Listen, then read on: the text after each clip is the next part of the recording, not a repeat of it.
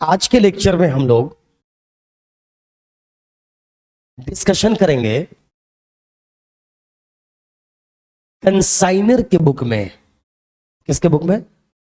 Consignor के book में कौन कौन से अकाउंट्स बनाए जाते हैं। कंसाइनर के बुक में जो अकाउंट, 4 अकाउंट में डिस्कशन करवाऊंगा आपको। जो सबसे इंपॉर्टेंट अकाउंट होता है, जो सबसे पहले बनाते हैं, वो है कंसाइनमेंट अकाउंट। कौन सा अकाउंट है ये? कंसाइनमेंट अकाउंट बनाते हैं हम। ये जो कंसाइनमेंट अकाउंट है, कंसाइनमेंट अकाउंट क्यों बनाया जाता है? पहले तो ये बताओ, कंसाइनमेंट अकाउंट किसके द्वारा बनाया जाता है? ये कौन बनाता है? कंसाइनमेंट अकाउंट कभी भी प्रिंसिपल बनाता है। कंसाइनमेंट अकाउंट कौन बनाता है? प्रिंसिपल बनाता है। और प्रिंसिपल जो बनाता है कंसाइनमेंट अकाउंट, क्यों बनाता है? वो कंसाइनमेंट पर होने वाले प्रॉफिट को पता करने के लिए बनाता है। क्या यही अकाउंट कंसाइनी भी बनाता होगा? उसको बनाने की कोई जरूरत ही नहीं है। क्यों? कंसाइनी का बिजनेस होता ही नहीं है। उसको प्रॉफिट क्यों पता करना है? उसको मतलब किस बात से है? कमीशन से है। तो इसका मतलब consignment account is prepared by consignor only. Right?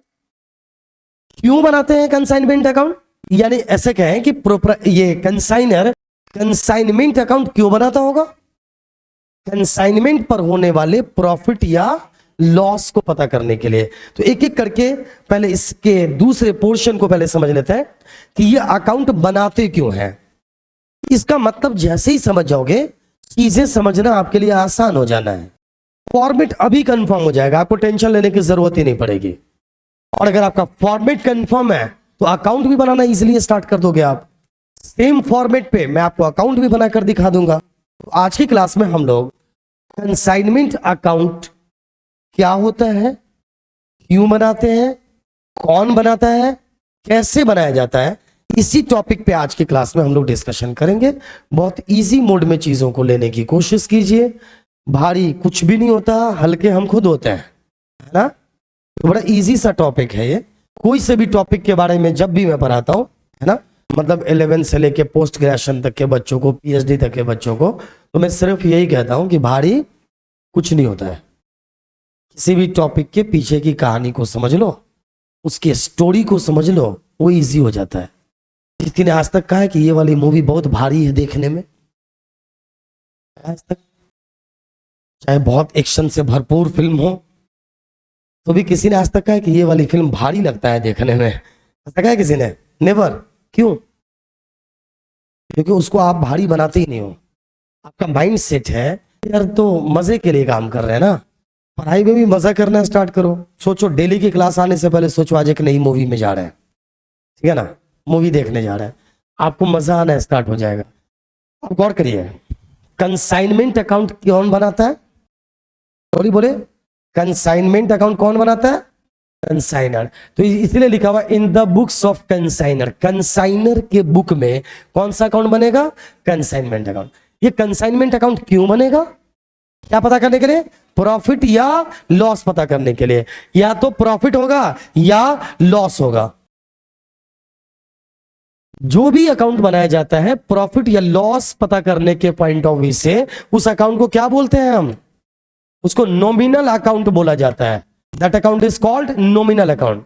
There are 3 types of account: personal account, real account and nominal account.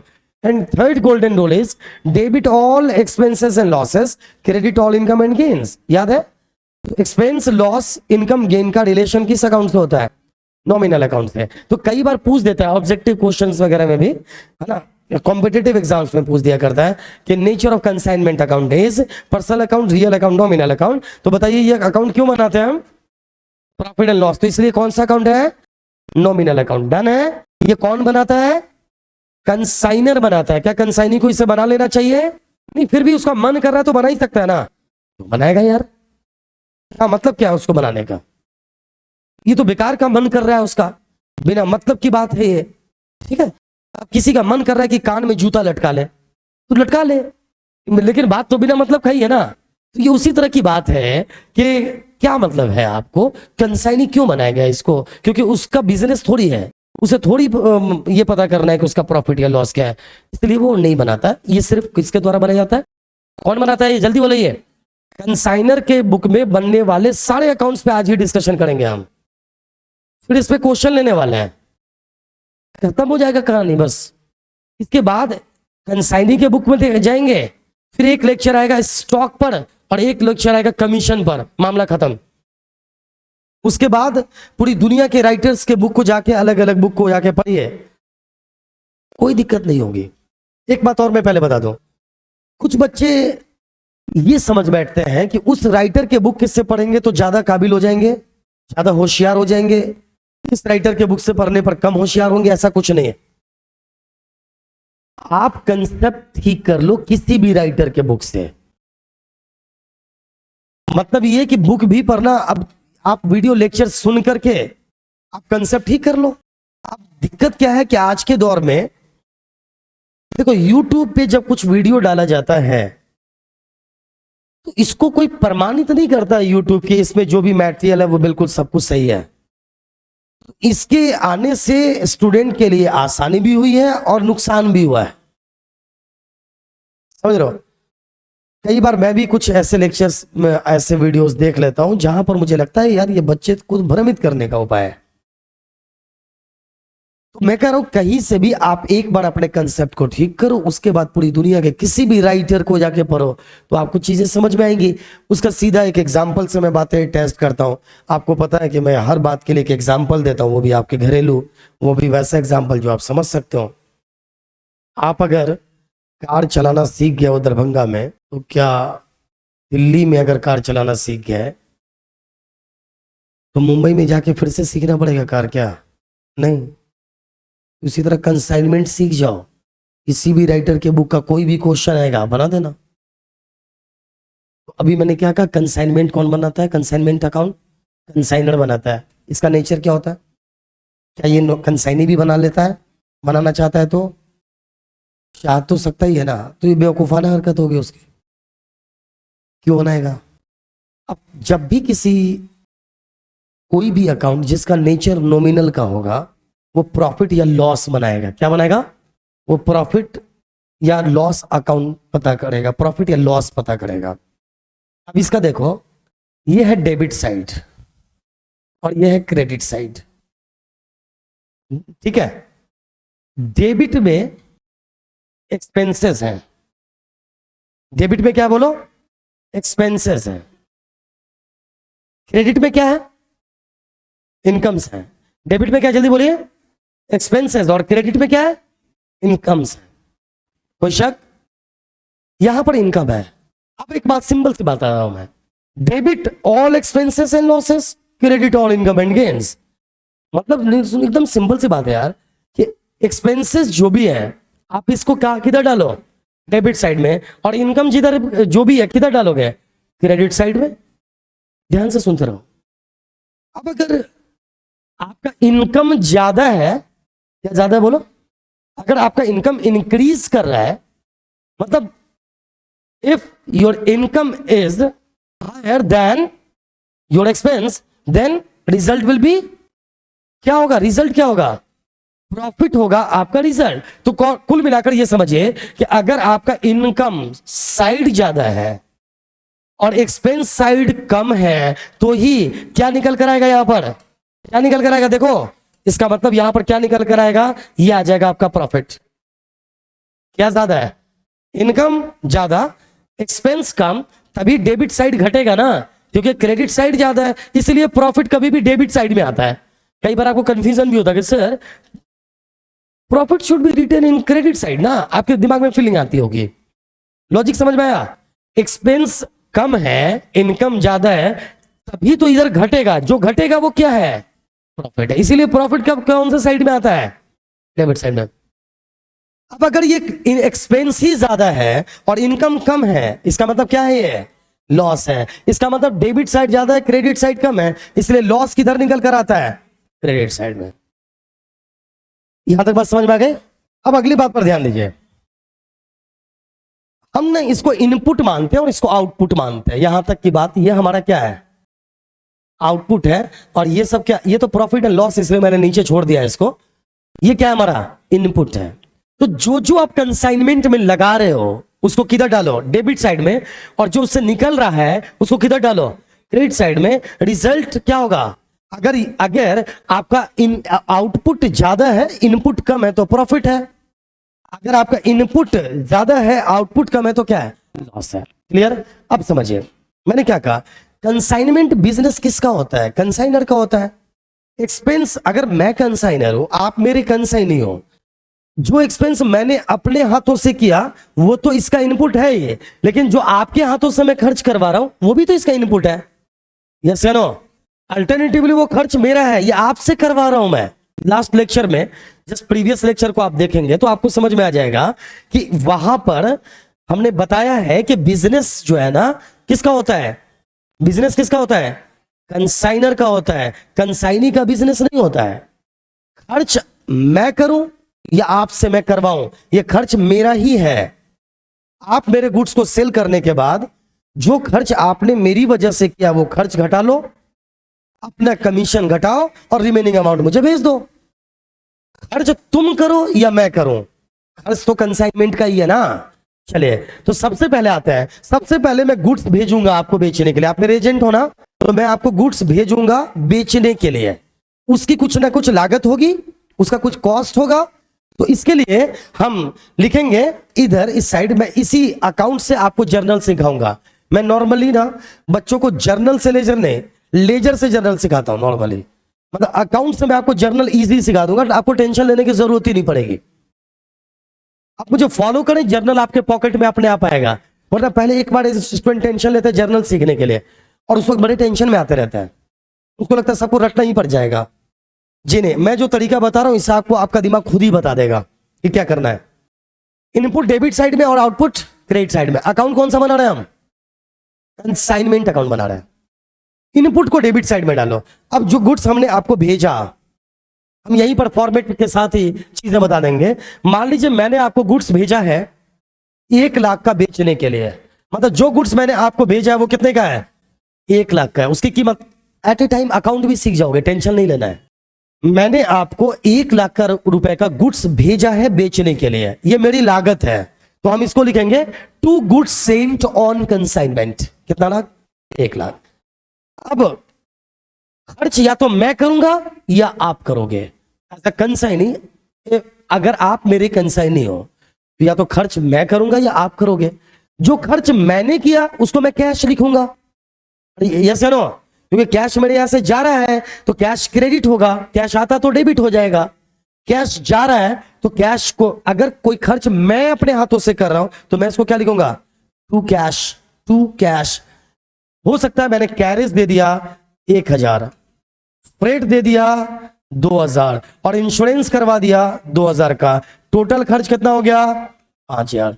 तो जो अलग अलग एक्सपेंसेस है इसको हमने इनर कॉलम में लिख दिया है। कहां लिख दिया, इनर कॉलम में लिखकर जोड़कर बाहर ले आए। ये खर्च किसने किया है, मैंने किया है। इसलिए मैंने क्या लिखा, इतना इजी है समझो, 3 कैटेगरी में मामला ही खत्म है। 2 2 2 दिस 2 2 2, लगभग 3 कैटेगरी से इनपुट खत्म। पहले हमने लिखा to goods sent on consignment, जितने का माल गुड्स हमने आपको भेजा उसका जो कॉस्ट है मैंने यहां पे लिख दिया। It can be written as cost price. अगर मैं यहां पर देख रहा हूं तो ये कॉस्ट प्राइस है, मैंने जो मेरी लागत आई है। अच्छा ये कॉस्ट प्राइस मैं आपको भी तो बताऊंगा कि मेरे गुड्स की लागत ये है। ये कंसाइनमेंट अकाउंट आपको भी तो दिखाऊंगा। मैं आपको क्या दिखाऊंगा, मैं आप कौन होते हैं देखने के वाले? नहीं देखो ऐसे मत समझो कि सर कह रहे आप कौन होते हैं। मैं कह रहा हूं एज अ कंसाइनर मैं आपसे पूछ रहा हूं, आप मेरे कंसाइनी हो तो आप मुझे कह सकते हो क्या कि मुझे ये वाला दिखाई तो आप क्या कैसे कंसाइनमेंट अकाउंट बना रहे हैं? नहीं, आपको ना तो इसकी जरूरत है, नहीं इसकी आपको नीड ही नहीं है, और आप कहोगे भी तो मैं क्यों दिखाऊंगा। ये हमारा अपना डॉक्यूमेंट है। किसी भी अकाउंट को नॉर्मली इस तरह की चीजों को सार्वजनिक नहीं किया जाता है। तो मुझे पता है मेरा कॉस्ट, हमने 5000 खर्च किया।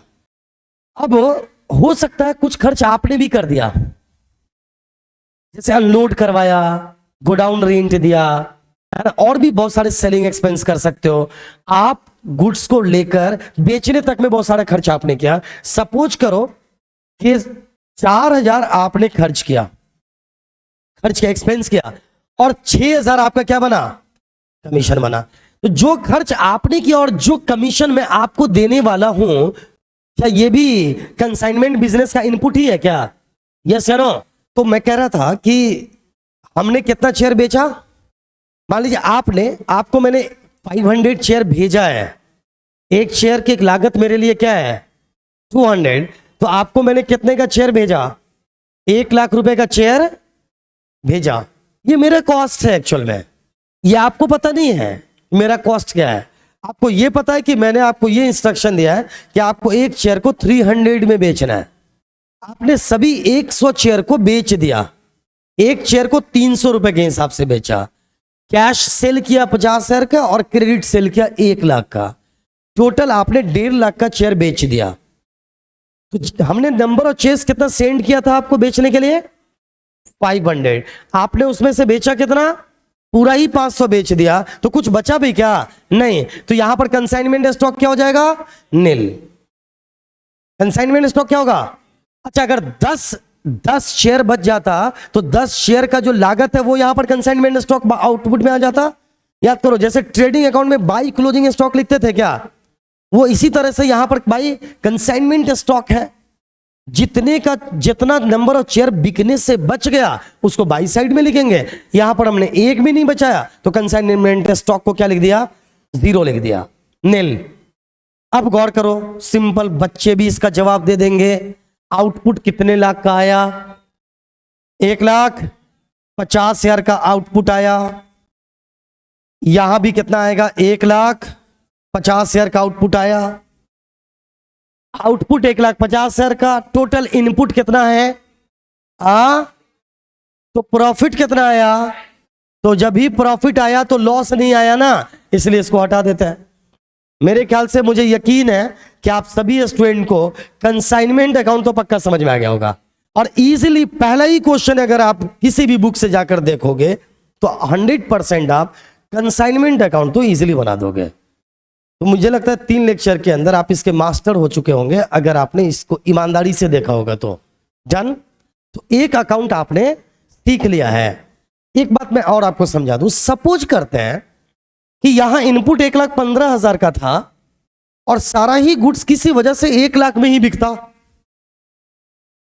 तो क्या हो जाता, कितने का। आप लोगों को अभी फीलिंग ये कौन सी बड़ी बात हो गई सर, है ना। अरे इसी बात को सीखने के लिए बच्चे चक्कर मार रहे होते हैं, जबरदस्ती का टेंशन ले रहे होते हैं। यहां पर एक बात और मैं आपको बात बात में सिखाई देता हूं, पता है क्या, जर्नल। आपके एग्जाम में क्वेश्चन आएगा कि नेसेसरी जर्नल एंट्री कर दो, तो भैया जर्नल तो अब इजी बात है यार, इससे जब तुमने लेजर ही बना लिया है तो जर्नल तो आ ही जाएगा। अब यहां पर कौन सा अकाउंट है, मेरे साथ बोलो, अभी इस जर्नल के तुम मास्टर हो जाओगे 1 से 2 लेक्चर और में 1 से 2 चैप्टर पढ़ने के बाद। ये कहां पर कौन सा अकाउंट है, तो पहला जर्नल क्या बनेगा, कंसाइनमेंट अकाउंट डेबिट टू, अरे बोलो मेरे साथ बोलो, consignment account debit to goods sent on consignment. फिर से बोलिए, क्या पहला जर्नल क्या बनेगा, consignment account debit to goods sent on consignment. कोई शक है क्या, नहीं। फिर अगला जर्नल क्या बनेगा, consignment account debit to cash account. अच्छा एक बात बताओ, consignment account debit to cash account या बैंक अकाउंट बनेगा, या to carriage account, to freight, to insurance, या सारा ही नहीं, कैरेज फ्रेट इंश्योरेंस नहीं, ये तो लिखेंगे ना हम, consignment account debit to carriage account, to freight account, to insurance account, ये लिखेंगे कि नहीं, नहीं। हम उन बातों पर ज्यादा फोकस करते हैं जहां पे नॉर्मल लोग लाइटली लेकर चल देते हैं।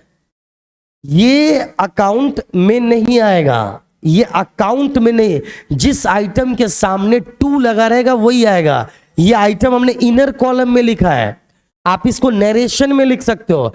अगर हम जर्नल करेंगे ना तो सीधे सीधे लिखेंगे consignment account debit to cash account, amount will be 5,000, सीधा। हम अलग से to carriage, to freight, to insurance नहीं लिखेंगे। क्लियर है ना। कितनी एंट्री हुई अब तक, बोलो। तीसरी एंट्री क्या होगी, कंसाइनमेंट अकाउंट डेबिट टू, चाहे कमीशन के लिए बात करेंगे तो भी टू कंसाइन ही लिखेंगे, या फिर कोई एक्सपेंस उसने किया होगा तो भी हम क्या लिखने वाले हैं, टू कंसाइनी अकाउंट ही लिखने वाले हैं। ऐसा नहीं है, अगर हमारे एजेंट ने को हमें कमीशन देना है तो हम लिख देंगे consignment account debit to commission account, तो ऐसा लगेगा कि वो कमीशन हमें मिल रहा है, तो हम टू कमीशन ऐसे नहीं लिखेंगे। समझ रहे हो ना? सिंपल सी बात यही है। कंसाइनमेंट अकाउंट टू कंसाइनी, तो अब तक जर्नल एंट्री क्या हुआ? 3। और एक बात और लॉजिकली समझ लो, कंसाइनी को हम यहां पर क्या कर रहे हैं? क्रेडिट या डेबिट? क्रेडिट। जिसके सामने 2 है वो क्रेडिट, तो इसका मतलब कंसाइनी को हम कर रहे हैं क्रेडिट। इसका मतलब उसका अधिकार है ना, उसने जो खर्च किया उसके बदले में उसको क्या? क्रेडिट। और उसने जो कमीशन बनता है उसका, उसके बदले में हमने उसको क्या कर दिया? क्रेडिट। जर्नल एंट्री कितनी बनी देखो, 1 2 3। अभी ध्यान से देखना। अब चौथी एंट्री क्या होगी? एंट्री करना, थोड़ा कन्वर्ट करो इसको, क्या लिखोगे? Consignee account debit to consignment account. ध्यान दीजिए, जब तक कंसाइनमेंट पे इनपुट डाल रहे थे ना, कंसाइनमेंट डेबिट हो रहा था और दूसरे आइटम्स क्रेडिट हो रहे थे, लेकिन जैसे ही हम एक आउटपुट पर आ गए तो डिफरेंट आइटम क्या होगा? डेबिट, और कंसाइनमेंट क्या हो जाएगा? क्रेडिट। क्योंकि कंसाइनमेंट का ये आउटपुट है, ऑटोमेटिकली आपका दिमाग गवाही देगा, रटने की कोई जरूरत नहीं है। यहां पर बच्चों को पहली बार में जर्नल सिखाया जाता है, consignee account debit to consignment account. देखते ही सर में दर्द होता है, अरे भाई क्या है कंसाइनी कंसाइनमेंट? अरे यार, कंसाइनी हमारे गुड्स को बेच रहा है ना, मेरे भी आप पर, मेरा पैसा वो ले रहा है ना, उसको हमें क्या कर देंगे? हम डेबिट। और चूंकि कंसाइनमेंट पर यह आउटपुट है तो इसको कंसाइनमेंट को क्या कर देंगे? Credit. Finally what will be journal entry? Consignee account debit to consignment account. कोई शक? Any problem you have? Okay. Cash sales या क्रेडिट सेल्स को अलग से नहीं, इनर कॉलम वाले आइटम को हम जर्नल में डायरेक्टली नहीं लेते हैं। पांचवी एंट्री क्या होनी है? अगर स्टॉक होता तो, हाँ sorry, consignment stock account debit to consignment account. Consignment stock account debit to consignment account. कितनी एंट्री हो गई? 5। अब कोई एंट्री बची इसमें? अरे नॉर्मली ऐसा ही सोचते हैं बच्चे, प्रॉफिट या लॉस की एंट्री नहीं करोगे क्या? इसको अंत में करेंगे ना, इसलिए मैं अब लेकर यहां पे आ रहा हूं। अब प्रॉफिट होने की एंट्री क्या होगी? Consignment account debit to profit and loss account. कोई शक? To profit and loss account. Profit and loss account बनाते हैं ना, एक प्रॉफिट एंड लॉस अकाउंट तो बनाएंगे ना, trading and profit and loss account and balance sheet final account.